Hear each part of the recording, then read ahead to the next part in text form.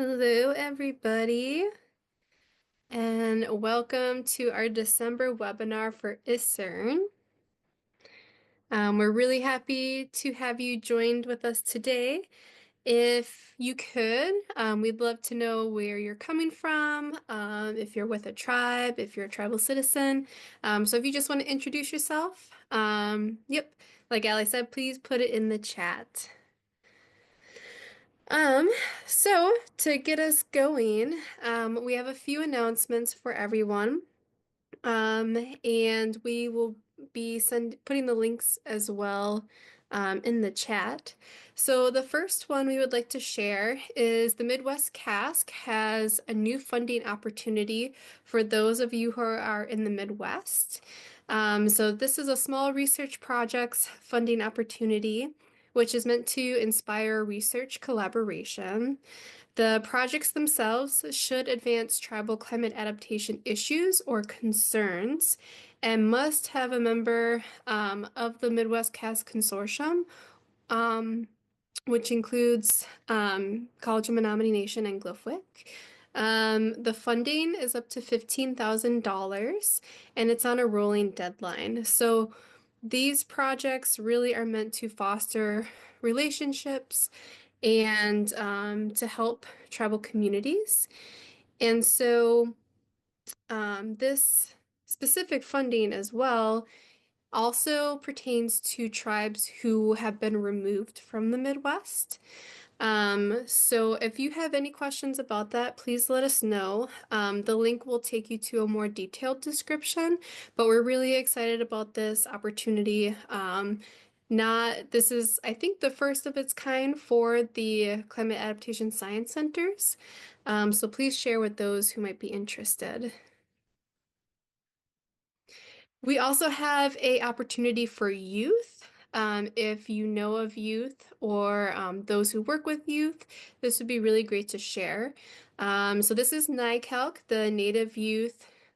It's gotten rebranded, so it's now the Native Youth Community Adaptation Leadership Congress, working to build student capacity to learn about Indigenous knowledge with climate built in. And so the Congress itself is really meant for high school seniors, so rising high school seniors, and they will take sophomores and juniors by case business or basis. And they also accept college students as junior faculty. The applications right now are open through February 28th. So this is really great for Native American and youth and Indigenous youth. I cannot talk today. Interested in making environmental and social changes in their community. So please share this out with those who might be interested or those who work with Native youth. And I think this is our last one. So our next webinar will be March 11th at 1 p.m. Central Time. And so this will be up on our meetings page with more information to come. And so I think that is all the announcements I have for today.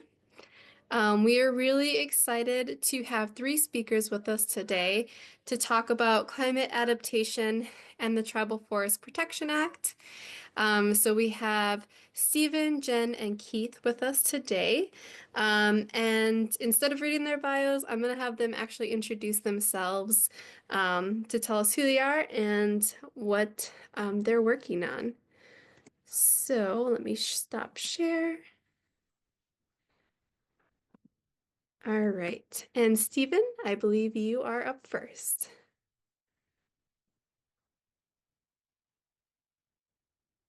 Okay. Thanks, Sarah. Can everyone see my screen okay? Yep. Great. Okay. Well, thank you so much for the invitation to present.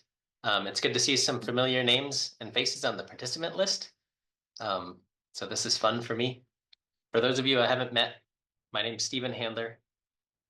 I live in Houghton, Michigan in the Upper Peninsula. I work for the Forest Service Northern Research Station, so the research part of our agency. I'm also part of a collaborative team with the with NIACS, the Northern Institute of Applied Climate Science, and the USDA Northern Forest Climate Hub. So it's a long introduction. I won't go into a lot of details about NIACS and the Northern Forest Climate Hub, but I will just say that our team is like a climate change help desk or a climate change support center for land managers and land stewards who are interested to have these discussions about climate change risk and how to adapt. And I have the pleasure of kicking off this webinar to very briefly give an overview of the Tribal Forest Protection Act and to introduce why a team of us felt like it is a tool that could be put to use by tribes in the pursuit of climate change adaptation and protecting tribal values. So that's my goal for this first few minutes, and then I'm going to quickly turn this over to Jen and Keith, who can actually share some real world examples. So before I get all the way carried away, I want to put 2 links in the chat. These are places where you can learn a lot more about the Tribal Forest Protection Act. I am certainly not the nation's expert on TFPA. And so if you really want to know a lot more, I would definitely encourage going to the ITCnet website. Intertribal Timber Council, they have a collection of national resources and explainers on the Tribal Forest Protection Act.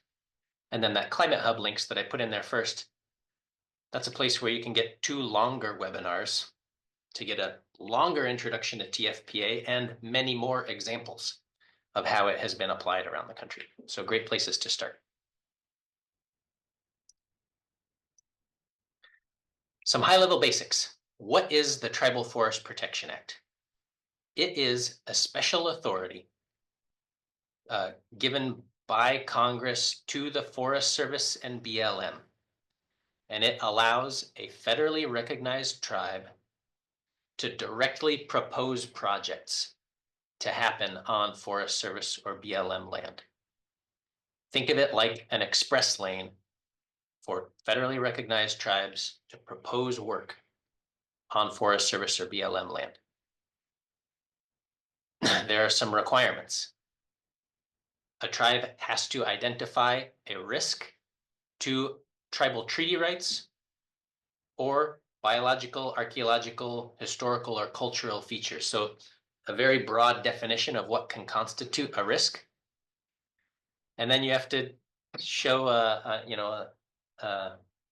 justify how this action that the tribe is proposing will help address that risk. Some requirements for the land in question. I mentioned earlier, this is a mechanism for Forest Service or BLM land. It was originally written so that the Forest Service or BLM land in question should be bordering or adjacent to Indian trust land, and we'll come back to that idea of what's adjacent. You have to demonstrate why there's a threat on that land and why it's in need of some restoration or some action. And then some guidance that they that has been developed over the years of implementing or struggling to implement TFPA is that they have really found value in establishing collaboration early in the process and to include all parties, tribal governments, tribal communities, tribal community members, tribal natural resources staff, and Forest Service or BLM staff in developing a proposal. Coming back to this idea of risk and adjacency. TFPA was born in 2004, I think, following a year of severe wildfires in the West. And there were a couple notable occasions where fires moved from Forest Service or BLM land onto tribal reservations. And tribes, rightfully so, said, hey, we have been telling you about this fire risk for years. If you had only taken action on your side of the fence, we wouldn't have dealt with this wildfire risk and encroaching into our reservation lands. And so that was kind of the initial crisis that prompted TFPA to be created. And it was, created with this idea that adjacent means touching, because a fire moves from one property to another. But the language is a little loose and flexible. And you could understand how different risks travel different ways. Threats have different ways that they spread. And so what's adjacent kind of depends on what risk and what value you're talking about. And also, what is tribal land depends on what definition you're using and how tightly you're defining what's tribal land. For example, in the upper Midwest here, we're living in a landscape of ceded territory. And so, you could easily make the justification that all these ceded territories are tribal land because tribes retained rights across these lands. So just to say that adjacency idea is no longer strictly observed as like lands touching other lands. Some more basics that I want to share is that having a short TFPA proposal developed by a tribe, submitted to the Forest Service, that goes up the chain for approval by in the Forest Service's case, the Forest Service regional forester in that part of the agency. And they are required to respond to a TFPA request, I think within 120 days. So there's a time constraint there.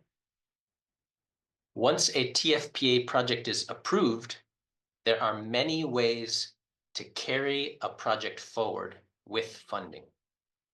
So a TFPA approval, that's like stepping through the gateway, and then you have many horses to ride. You could attach a 638 agreement to a TFPA proposal, or you could implement TFPA project ideas through some of the more conventional contracting instruments like stewardship agreements or challenge cost share agreements, many of these that your tribe may already be familiar with and have experience working through. The great thing about the last couple of years is that we've been in this period of harmony where there has been priority, awareness, and also funding available to make TFPA projects happen. So the Forest Service and the larger administration has dedicated funding towards moving TFPA projects forward, which has never existed before. If you want to learn more about some local examples, the Forest Service and other partners created this story map of Tribal Forest Protection Act examples. And so here you can learn about how tribes around this part of the country are using this process, this new tool in the toolbox, to propose work to happen on federal land to address risks to tribal values. And we're featuring 2 of those examples right now in the webinar. So I'm going to quit sharing and turn it over to Jen to explain a local example. All right, thank you, Stephen. I will share my screen in a minute, but I do think I'm going to turn off my video in just a minute just for better connectivity. So just want to say hello, my name is Jen Satchell. I'm with Bay Mills Indian Community. I've worked for Bay Mills for about 4 years now, and I'm the environmental coordinator there. So I handle a lot of different things in my job. I work on brownfields cleanups, dump site cleanups, climate initiatives, green energy infrastructure, solid waste and recycling. So a lot of different pots that I'm working in, and it's very, very fun. So working on this TFPA project has been really interesting and feels like you're doing good work. So I will share my screen now.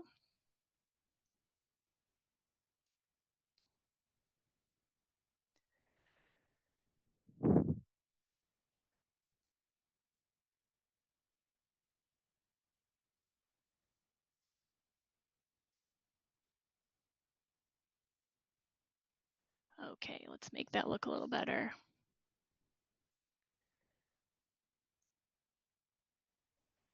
How's that looking? That looks great. Good. Okay, great, thank you. So I'm going to talk about the former Superior Township dump. This was an unregulated dump that operated from 1940 through 1974. The dump is on the Hiawatha National Forest, but it has a stream flowing through it. And this stream then enters Bay Mills Indian community just below the dump site. And then that stream then empties into Washiki Bay, which is part of the St. Mary's River. During the dump's time of operation, I suppose that people felt that they were putting things in their proper place because there were few places to put their materials, and most of these materials were going into unregulated, unlined landfills. Now our goal is to put the materials from this dump site into their proper place by today's standards. There's a lot of metal that could go for scrapping and recycling, and remaining materials, when the site is cleaned up, will go to a regulated dump.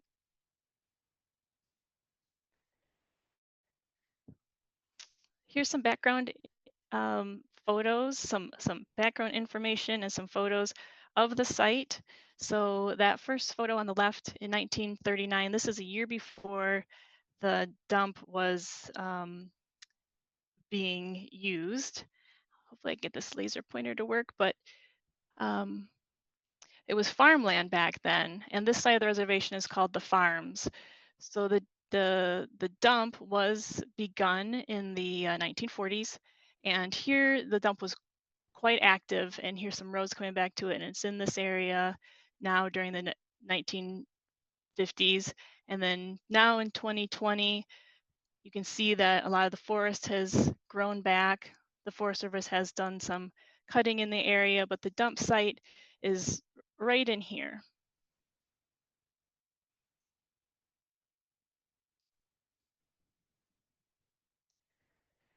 I interviewed elders regarding this site just to get some background information. We did what's called a phase 1 environmental site assessment, and there wasn't a lot of information because it's such a rural site. So we interviewed some elders, and they had a lot of interesting stories. They called it their convenience store. And also their weekend entertainment was to go to the dump. It was used by the generally wealthier people who lived in nearby Sault Ste. Marie, as well as folks who lived right in the vicinity of the dump area. And elders remember finding clothes and sewing them to alter them to different sizes to fit them better. One elder talked about her handy brothers who pulled radios and bicycles out of the dump and fixed them up for others to use. It was also where people hung out on the weekends. They would back their vehicles up to the dump and they'd watch the bears and socialize. And generally, elders had kind of fond memories of the dump, but they were also concerned about what sort of contamination could be leaching from the dump. So I attended a TFPA workshop that was led by Stephen, and it was a really good experience. It provided all the information that was needed to write a TFPA proposal. We worked in groups with representatives from the Forest Service, particularly those who would most likely assist with our particular project. And everyone at the workshop reviewed each other's projects, provided comments and thoughtful questions on potential climate change impacts and considerations for the site. And so some of the things that we were concerned about regarding climate change is that this dump is along this stream and it's already eroding away, and more materials are coming to the surface. And so heavier precipitation events might potentially have greater impacts on the dump and any sort of contaminants that could be really released from it. More heat days mean that perhaps people might be wanting to use the stream. There is a new housing development that is in the middle of being constructed right now, which is just down the road from this dump. So worries about people wanting to access that stream and then finding the dump and maybe having some harm from climbing around on it.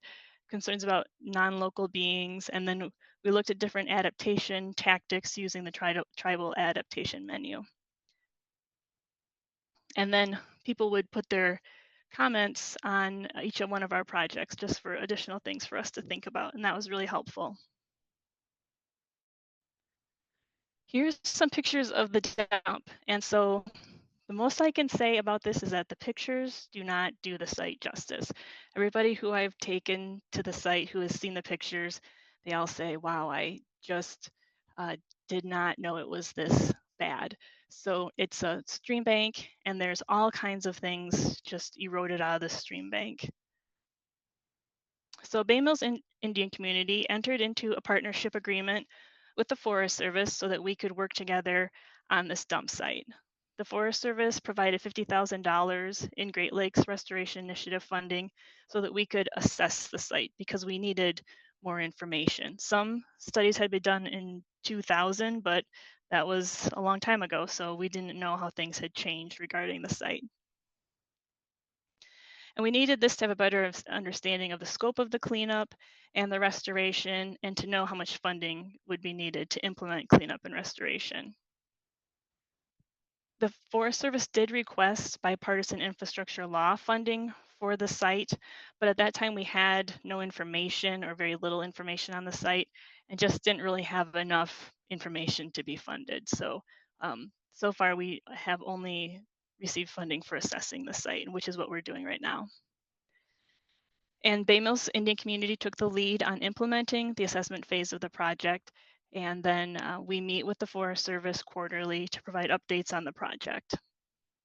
We released a request for proposals and hired a contractor, and they've completed a quality assurance project plan, or a QAP, a phase 1 environmental site assessment, which is a historic record review, which includes historic photos, which is where I got those photos from, the second slide. They completed a phase 2 environmental site assessment, which includes sampling, an analysis plan, and also includes soil and groundwater sampling for contaminants.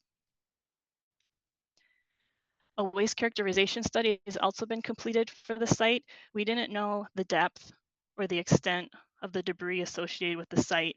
And this section A is the main part of the dump. But even after it's closed, people were still bringing trash and materials there. And so there is also materials in the areas of B and C. But it's mostly just superficial material. We also completed a stream delineation and a top of casing survey, which helps determine groundwater flow direction. This is a picture of some groundwater sampling, and they're drilling for a monitoring well using a geoprobe. We had some funding left after doing what we originally planned to do for the assessment, so we've installed additional monitoring wells just in the last couple of months so that we can compare areas outside of the dump area to wells within the dump area, and we've also added in PFAS sampling. And so a feasibility study will be completed to determine the best course of action for cleanup and give us a better understanding of what the financial need is for site cleanup and restoration.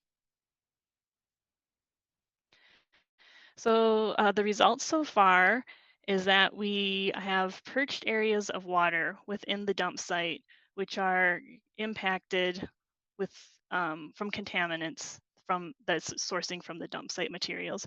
But we've also discovered that the stream water seems to be clean, as well as the groundwater. So that's good news.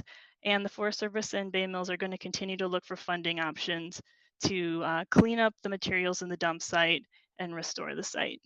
Once that feasibility study is completed, we'll have better information to be able to do that. So that's the end of my presentation, and I will turn it over to Keith.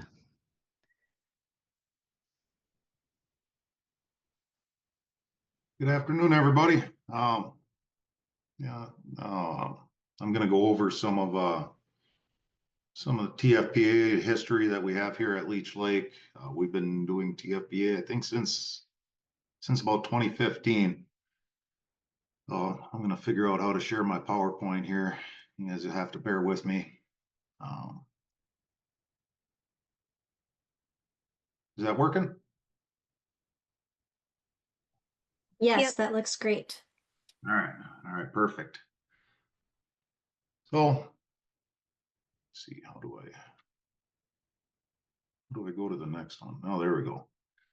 So TFPA, I mean, doing work, I mean, with the Forest Service and the tribe Leech Lake, I mean, we have this unique overlap.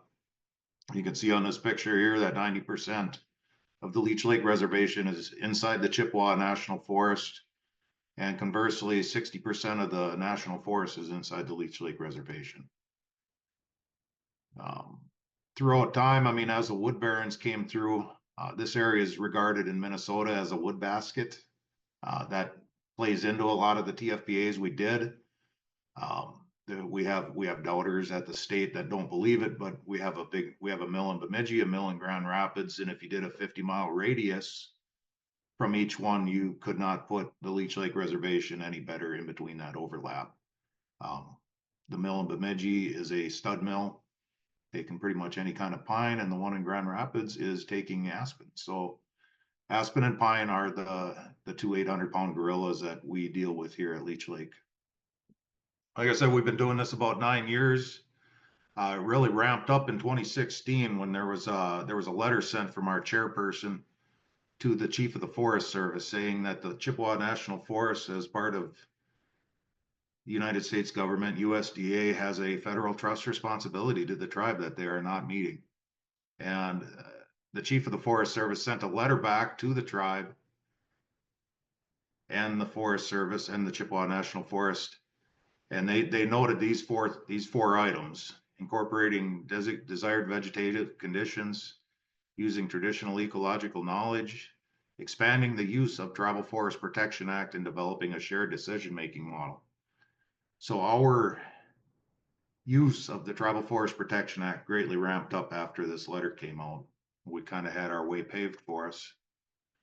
We followed that up again in 2019 with a memorandum of understanding with the Forest Service, which after 5 years was expired, and it was kind of big news for us. We got it re-upped and signed in just this year.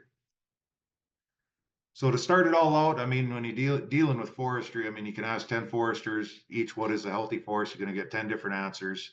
So it definitely depends on your perspective. And I've been here at the Leech Lake Reservation working in the forestry department now for 20 years. And, you know, what the tribe is looking for in forestry varies greatly from what an industrial forester, or even foresters as they're taught in college, are going to be looking for. I mean, the whole idea that I tend to glom onto is looking at the forest through the trees, you know, that the trees are just a component and that there's a lot more going on there.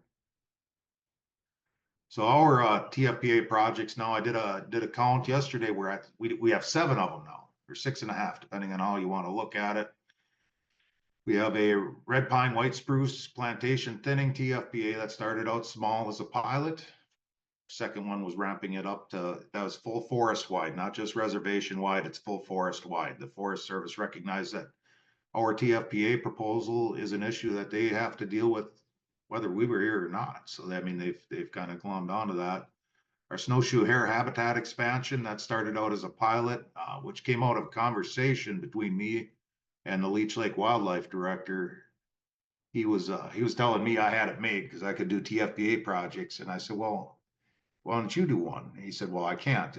I'm wildlife. I said, well, pick something in wildlife that relies on forests and make it yours, and let's make it into a TFPA project.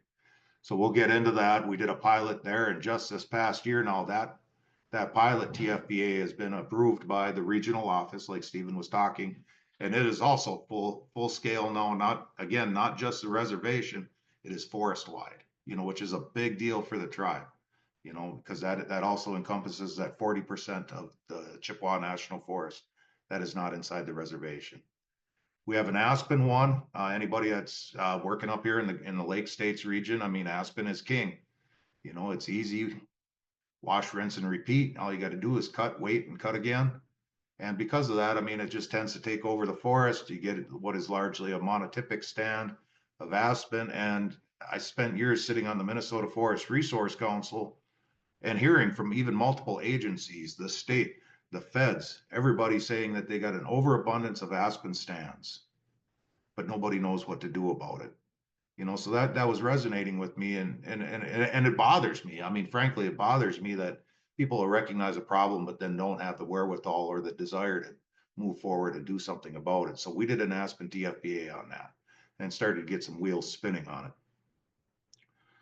After following the aspen one, we had our fire restoration TFPA, which the aspen one, by the way, is only inside the reservation because the Chippewa National Forest has 210,000 acres of aspen stands in the entirety of the Chippewa National Forest, and only 70,000 of them are inside the reservation. So they didn't want to freak out the Northwoods industry folks too much, so we just kept it inside the res. It said 70,000 acres is more than enough for me to focus on. Then moving on to our fire restoration TFPA. Now that one's approximately 150,000 acres. And that's looking at stands that are fire dependent but haven't seen fire in excess of 100 years. And I know there's a lot of good work being done on res lands in the Lake States area dealing with this, and even beyond that. I mean, you get over into the Northwest, into Northern California, Yurok, Karuk, just phenomenal work being done in fire restoration world. And then our most recent one, which was just applied for back in August, and we are still expecting the 120-day letter to come yet this month from the region. So they're down to 2 weeks left. That is our Threatened and Endangered Species Monitoring and Protection TFPA.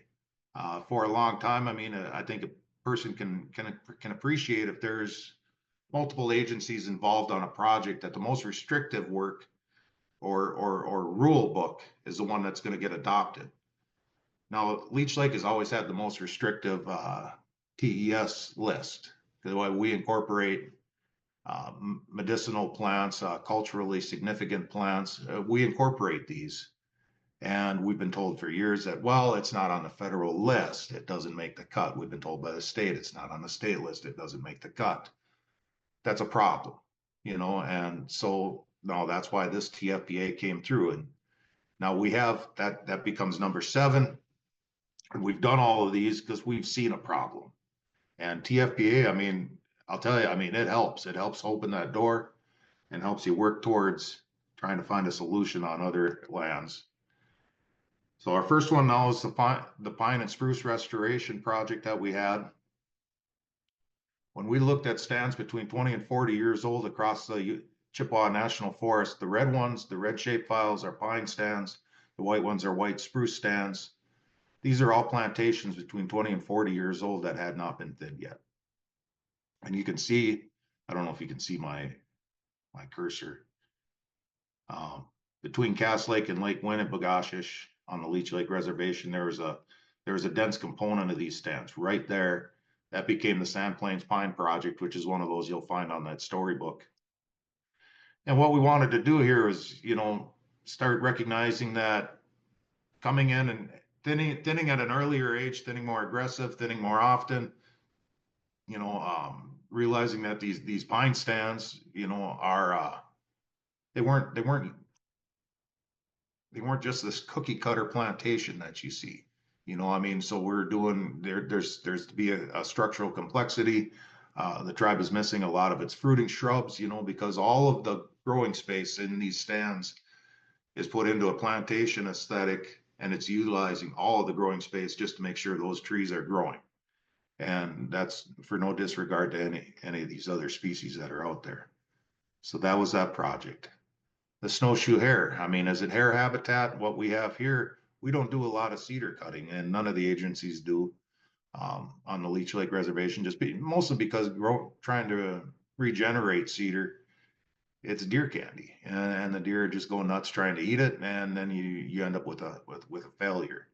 So most of our hare habitat is down in these cedar lowlands, but they're getting older, and that's where we started with our hare habitat. You see the little bunny hiding in there in this little cedar stand. So, I mean, how are you going to get it? You can get windstorms, you can get logging slash, you can get fires. But what we were finding is in these cedar stands, which you can see is the darker green on here, we had a lot higher population of snowshoe hare because they had more hiding spots. And what I was told from our wildlife director, these snowshoe hare, they would kind of hop out of there and they're just kind of exploring. And our wildlife director said they're not the smartest critters on the planet. That they would hop out there and then they would see some predator or whatever is looking at them, and they would freeze. You know that if I don't move, they can't see me because I blend in with the landscape. But with climate change happening, I mean, it still is, it's in their system to turn white, and then all of a sudden there's no snow and they don't realize that they stick out like a sore thumb and they just get picked off left and right. If I'm wrong about any of that, please take it up with our wildlife guy and not me. So what we tried to do with our pilot project is recognizing that there are these high quality core habitat areas and then trying to do work in the secondary habitat corridors, if you will, so we could start tying all these high quality corridors together. So that's what we tried in our project here. The current snowshoe hare populations, this is a large cedar stand that had snowshoe hare in them. The light green area here is a spruce plantation where we did cuts and we did openings in these to mimic little wind bursts. And we left the slash out here. The red over here was red pine, again with the same wind burst openings cut into them for variable density. The blue areas contain some aspen. And then down on the bottom on the south side of this photo is the promised land. That's another cedar stand down here that we tried to link together. And what we did when we did this work in the pine, I mean, you can see the pictures, you know, we just left piles. You know, instead of telling the logger that he has to spend all his time laying this out on the skid roads, you know, and to be honest, I mean, we did put some on skid roads, you know, you got to do that too. But a lot of this, we just told them, just as you're coming in with your cut to length system, just delimit, leave the pile right there. It saves time for the logger. They were more than happy to do it. And so everybody was pretty happy with this project after we were done. And so now, yeah, like I said, in this year, it went from a pilot project to a forest-wide TFPA.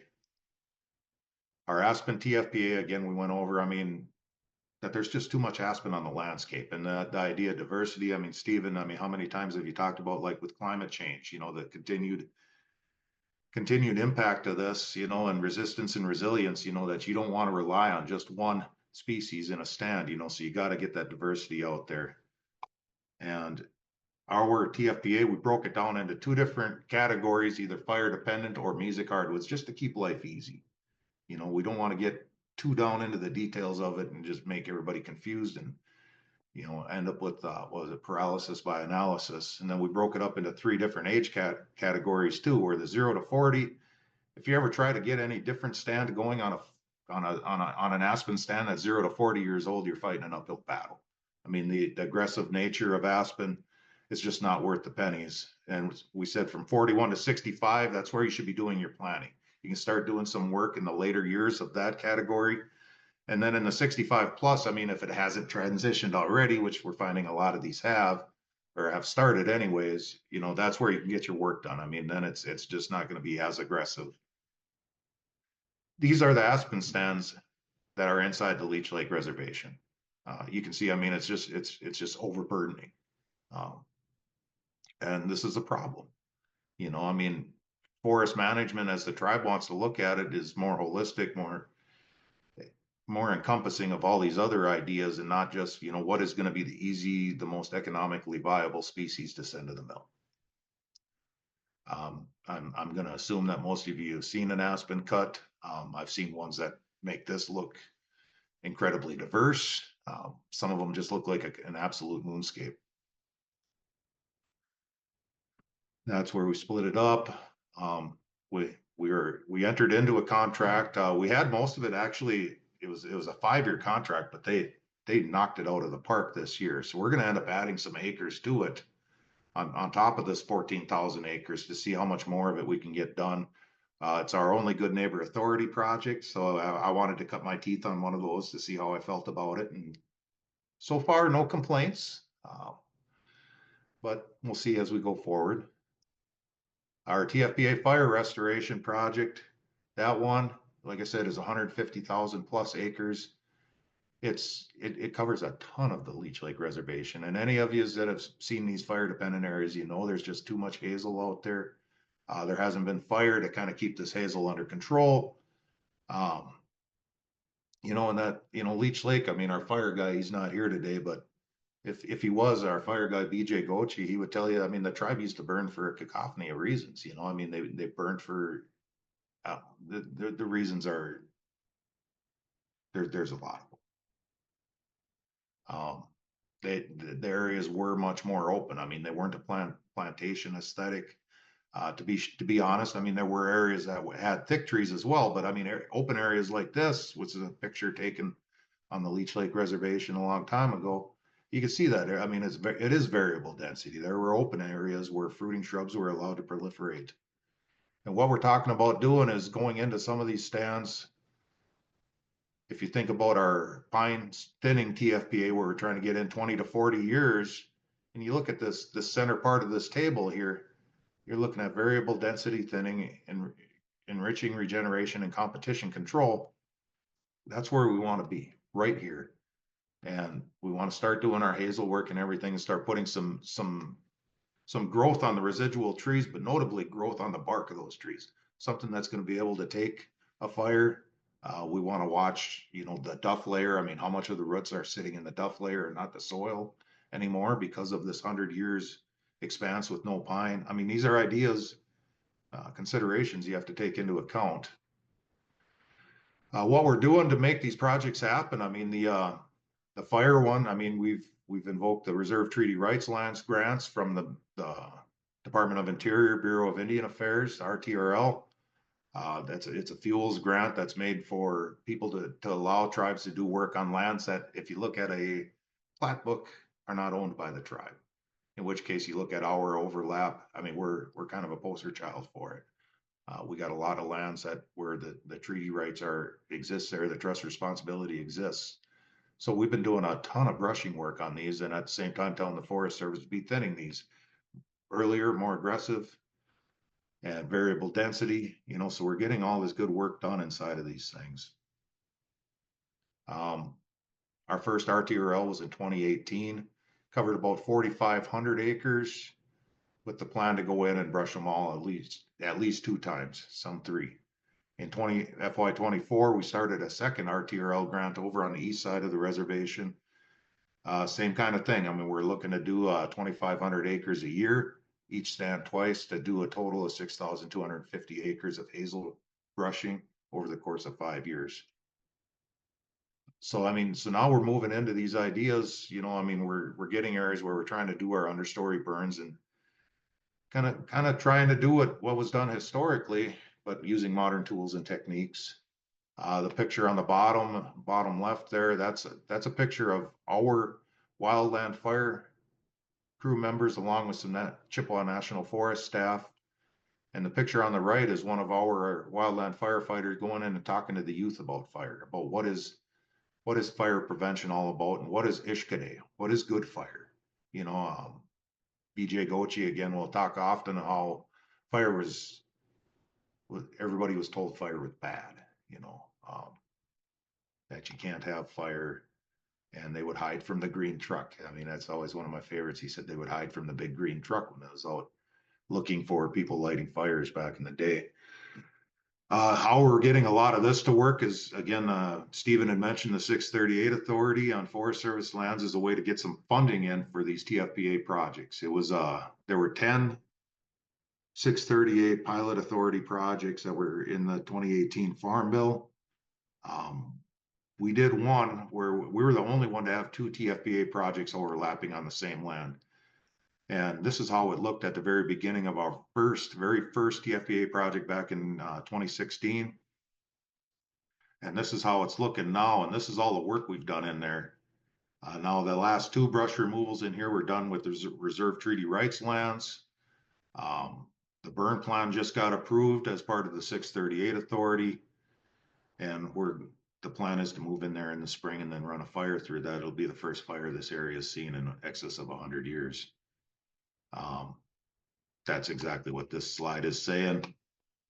Phase 3, you know, we're always cognizant that a lot of the fruiting shrubs, etc., are missing from these areas. Phase 3 is going to start trying to artificially reintroduce some of those fruiting shrubs into the area. Our second 638, that's the one I want to give the Chippewa National Forest credit for that. They didn't have to do a 638 on our large fire capacity building project, but they did. So props to the Chippewa National Forest on that. I think it's a sign of trust, of building good partnership. And what we're doing here is we're realizing that the Chippewa National Forest, along with the tribe, I mean, we all deal with capacity issues, and all this burning that we want them to do, they don't have the capacity to handle it either. So they did a 638. They got a bunch of funding in. We're getting new trucks. We're hiring a bunch of new staff, and we're going to start helping them on doing all this work on the Leech Lake homelands. And we just started this in 2023, and I don't know if any of you have been trying to buy equipment the past few years. I mean, it's been very slow going, but it's moving forward. The monitoring and protection one, I don't know too much about this one other than what I said earlier, that a lot of the items, the plants and animals that are on the Leech Lake list were not on the Chippewa National Forest or state list. And that's what this is going to do. And it's going to force people, and instead of just looking at a desktop exercise to determine, hey, it's native plant community is proper for this, whatever species, to go out and actually monitor and see if those species are in fact present on the site, which apparently has not been happening. And that's a little bit alarming. The lessons I've learned over time, I mean, again, starting small, I mean, the pilot projects allow people to get their heads wrapped around it, then move into something big. I mean, go big or go home.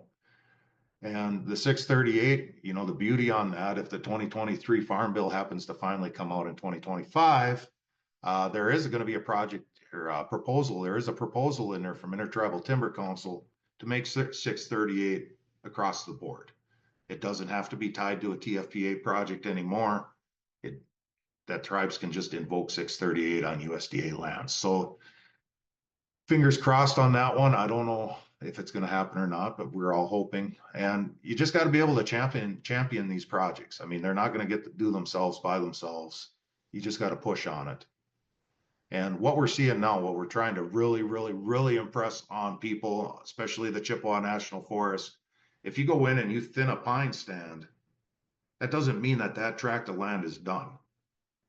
When are we going to get to burn in there? Let's say for this case scenario, we can't burn for 5 years.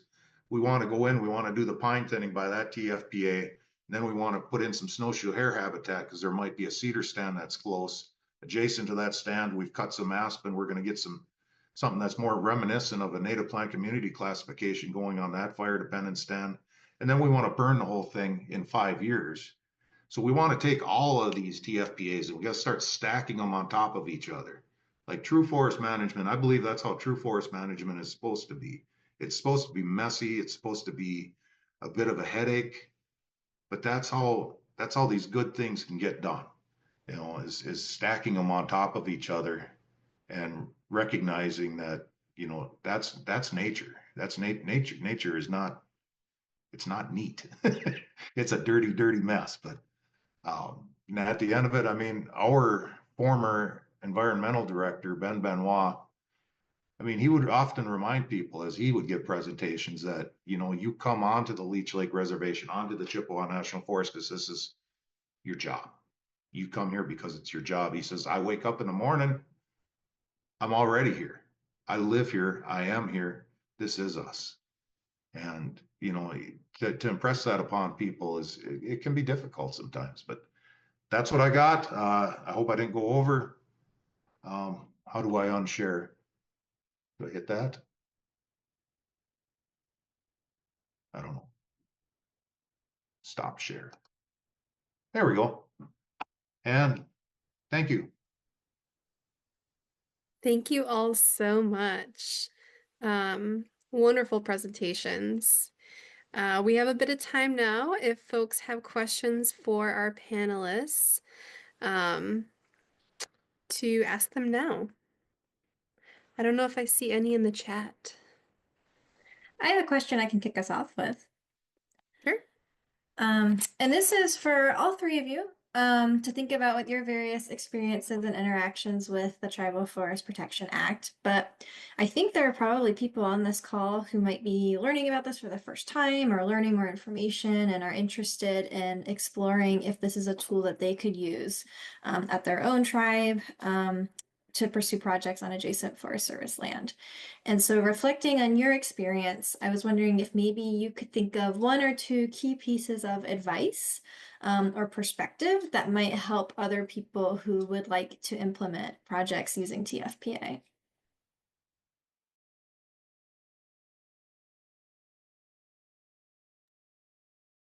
I'll go. Yeah, I mean, a couple ideas. I mean, if it's something the tribe really wants to do, I mean, the idea of adjacency, I won't even worry about.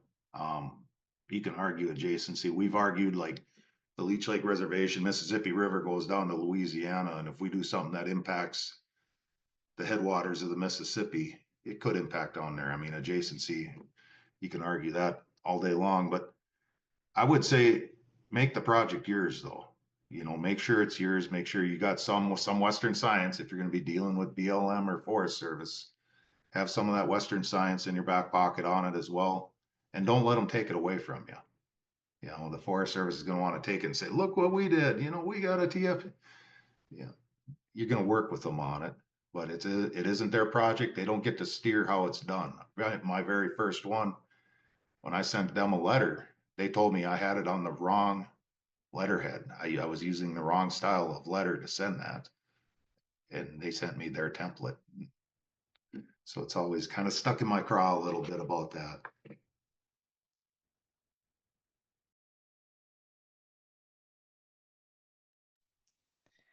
Why don't you go, Jen? I can go next. And okay, thanks. I had a different experience from Keith with working with the Hiawatha National Forest staff. They were very much, happy to have the tribe take the lead on it. I think because they're understaffed, but I think if you can find some champions on the Forest Service side who are really excited to work with you, that's the best way to go. And I had there's a couple of staff from the Hiawatha National Forest who have been just excellent to work with. So, and fully support the project and definitely let the tribe take the lead on that. So if you can find some champions, and I found them in the TFPA workshop that I attended that Stephen led. So that's helped a lot. Also knowing a little bit about the different types of agreements with the Forest Service. I'd never worked with the Forest Service before, and knowing the different types of agreements was a little overwhelming and how to manage those. So if you can find somebody to help shepherd you through the best route to go, that would be helpful too. That's all great advice. The only thing I would add is that we're in a really different position now than we were even like 4 or 5 years ago in terms of awareness of the Tribal Forest Protection Act, and most importantly, real world examples. For like Keith mentioned, they were the early starters in our part of the country, and so anyone who needed to learn about TFPA was calling up Keith and learning, trying to rubberneck what's going on over there at Leech Lake. And now I put the link to the story map in the chat earlier. We're in a stronger position. And so wherever you are and whatever kind of idea you're thinking about, does this fit within a TFPA? Got a lot more examples to share. And so my advice would be to learn from each other. Don't feel like you have to reinvent the wheel. There's a good chance that someone has already explored a TFPA project that is in the ballpark of what you have in mind. I also want to jump onto that as well, because when I entered the TFPA workshop, everybody's working in more like ecological type of projects. And I was thinking, my project isn't really right for this, so probably nothing's going to happen here. But yeah, you can clean up a dump site with through TFPA too. So don't don't pigeonhole yourself into certain types of things. If you have an idea, put that out there and see if there's a way to make it happen.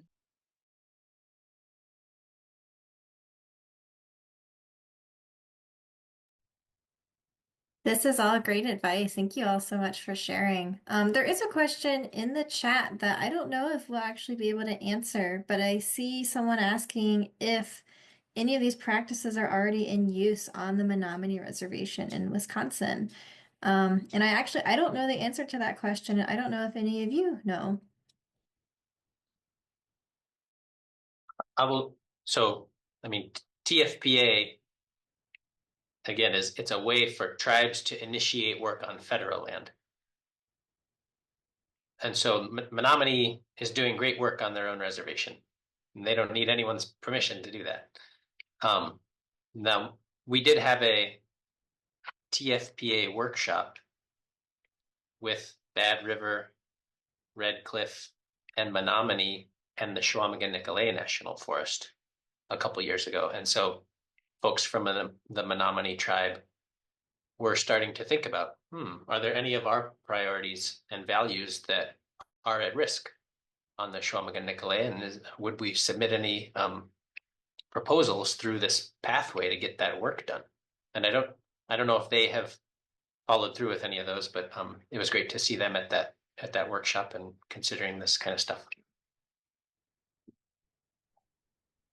Yeah, thanks for that insight, Stephen. That's helpful. I'll put out one last call for questions. I don't see anything else in the chat. You're also welcome to raise your hand if you'd like to ask something directly. Um, there's a lot of experience across the three of you, and so I really appreciate all of you coming today just to share your experience and perspectives with everyone, and hopefully this will be useful. Here we go. Here's a question in the chat. So Southwest Michigan, it's not exactly known for its forests, at least not like Upper Michigan. Do you know of any projects happening in lower latitudes or know how far the definition of forest can be stretched? That's an interesting question. And Kyle, if you want to elaborate on your question, you're welcome to unmute as well.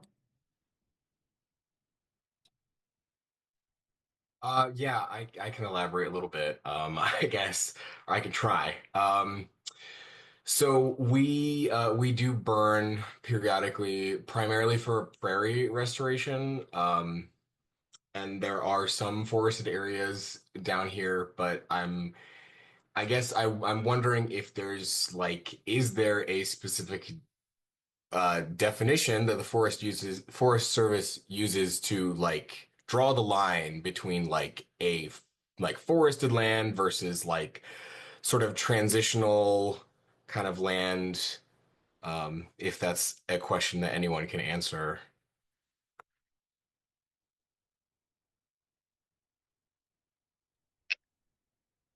So I think the forest in TFPA does not mean that it doesn't mean that they have to be forestry projects. Again, it's probably a relic of that crisis that started this idea is like forest fires and forest thinning that needed to happen. But in your part of Michigan, I don't know, your closest Forest Service land might be the Midewin, or maybe the southern part of the Huron-Manistee National Forest. And so which is in 1836 ceded territory. So it'd be worth thinking about whether your tribe has values and if tribal members have interests in either of those national forests or grasslands. That'd still be an opportunity for you. Perfect. Thank you. Yeah, I would jump on that too and say,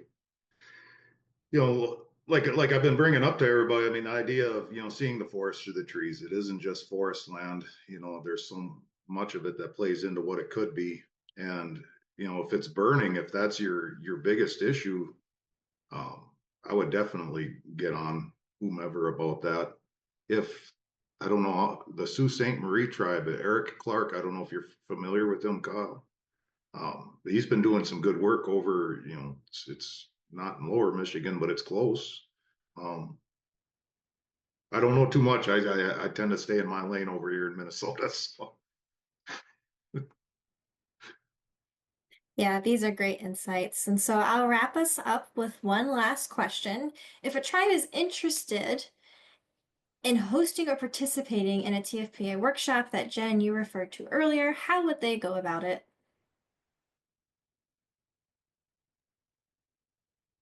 I would say a great first step would be to email Sara Smith, that's S Smith at menominee.edu, or Rob Kroll, R Kroll at glyphwick.org. We have a team of folks who are interested in facilitating these kinds of workshops using our experiences from the tribal adaptation menu development. Yeah, happy to see more of this go forward. Cool. Rob and Sarah, you just got volunteered. All right, this has been a wonderful webinar. Thank you all so much. We're at time, so I am going to wrap us up. We will have this recording posted on the ICRN website when it is ready, so you'll be able to reference all the great information there. And we hope to see you at our next quarterly meeting, which will be in March of 2025. Crazy that we're already looking at the new year. So have a safe and happy new year, everyone. Thank you so much.